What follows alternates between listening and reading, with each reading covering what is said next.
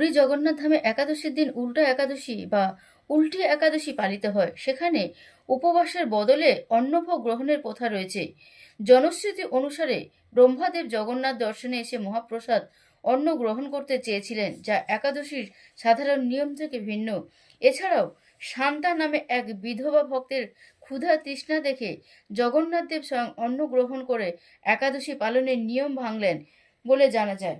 পৌরাণিক কাহিনী শান্তার কথার প্রভাবে খণ্ডগ্রন্থ অনুযায়ী রথযাত্রার পরদিন একাদশীতে শান্তা নামে এক বাল্য বিধবা ভক্ত উপবাস রাখছিলেন, কিন্তু জগন্নাথ দর্শনের ক্লান্তিতে তিনি ক্ষুধার্ত হয়ে পড়েন। ভক্তের অবস্থা দেখে শ্রী জগন্নাথ দেব স্বয়ং বৃদ্ধ ব্রাহ্মণের ছদ্মবেশে এসে অন্নভোগ করেন। একাদশী পালনের সাধারণ নিয়ম উপবাস ভঙ্গ করেন, যা উল্টা একাদশী হিসাবে পরিচিতি পায়।